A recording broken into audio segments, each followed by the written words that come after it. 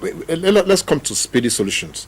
Is it possible for us, actually, as a country, to say, okay, look, like some people are advancing the position, let's go back to the regions, the structure that we had before, where the regions were developing and they were doing it competitively.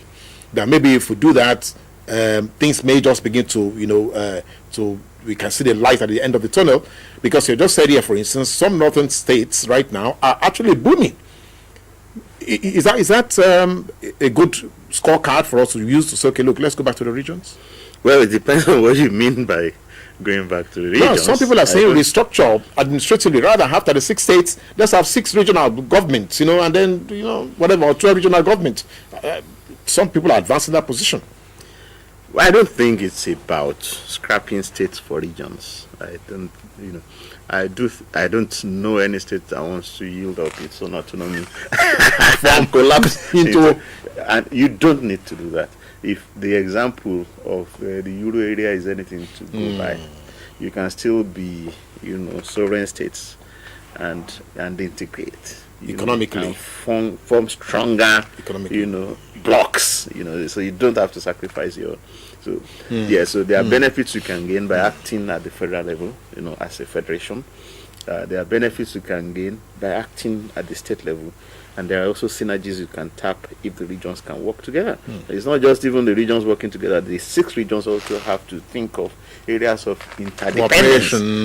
What benefit do I gain from the fact that the 2 regions are both in Nigeria, and this region being here, another one being outside Nigeria. So synergies can be tapped without us, resorting every time to amendment of the constitution.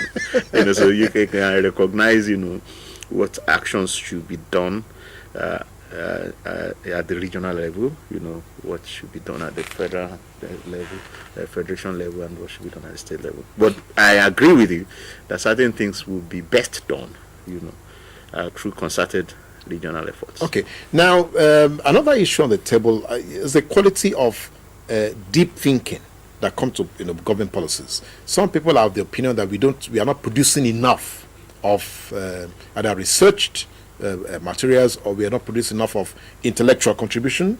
Just like you said right now, maybe we need to open up the space for people to come and lay their ideas on the table, exchange ideas, and therefore solutions can probably emerge quickly. You think that's another issue that we should be dealing with? Well, I think that's a major part of the problem.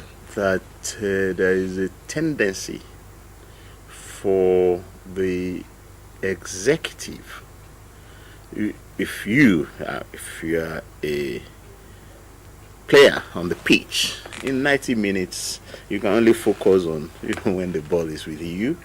You need people who are not players. Yes. You need the technical team to read the match and give you feedback after the match that you could have done this. You could have done that. You should entrust the match-to-match vision into the technical crew. But where the players also want to be their own technical crew, you have a problem. So particularly Nigeria seemed to be about to make a very, very fundamental mistake. A committee, had proposed the scrapping of the National Economic Intelligence Committee. Yes. Saying that much of the things that the National Economic Intelligence Committee is doing is already done by the ministries. Very much like saying that the team that is busy on the pitch should also go back and begin to manage themselves, and look at, the tactical changes that needs to make. Is very wrong. For one thing, the National Economic Intelligence Committee is more like an external audit agency, not financial audit now, not auditing the accountants, the economic policy audit agencies. You cannot, ask ministries to do that themselves. The vision of the government that. One second, I think we have our first caller. Hello, good morning. Hello, good morning. Hello, can you speak up a bit? We cannot hear you. Okay, good morning. You're welcome. Please, can we have your name?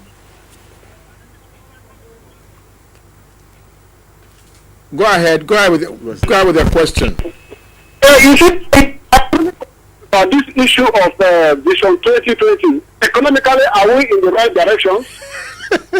Okay, thank you very much. All right, let him react to that quickly. Just hold on. Okay. Thank you very much. Yes, Vision 2020. Yes. Are we in the right direction? Well, I do think we're in the right direction. It's good that the government took that initiative that, come 2020, I would like to be in this position. But Vision 2020 was something that we came up with maybe 3 years ago. Yes. 4 years ago. Yes. And many more achieved 2015. Yeah, many more things have since emerged. The global crisis has happened and gone. New lessons, have emerged. Yes, it's nice we have that. Some problems will be solved based on that visioning. Visioning is not something that you do and then you go to sleep. The Yorubas say that the way today is, tomorrow is not necessarily like that. That's why the what do you call the herbalist consults his oracle every morning on a daily basis. So visioning is an ongoing process. It's something you do and revise every day. There are things we now realize to be important to the economy that we did not realize when those visions were drawn up 5-6 years ago. So we are on the right track, but we could be on a better on a stronger track if we institution the process of visioning and not just do vision 5 years and go again until you can get it. So I was saying that you were talking intelligence would have need to have been strengthened rather than scrapped to carry out this whole issue of ongoing visioning. So it's the US probably holds the best example of such an agency. They call it Government Accountability Office. It's the Government Accountability Office. Is the one that the government relies on for oversight. It reports, primarily to the Congress. Oversight on, but it does. The president, appoints, nominates the officer for appointing the head of the Government Accountability Office, called the Comptroller General of the United States. He stays in office for a term of 8 years. So the work of ensuring that ministries carry out what have been promised or have been budgeted for is done by them, including the central bank. Not the House of Rep members, because they lack the technical capability to carry out any oversight. House members shouldn't be doing oversight themselves. It has 3,500 staff. The Government Accountability Office. It cuts across the United States. So they will tell you, okay, these policies, these programs have been done, and for every dollar spent on this program, the United States gained so many dollars.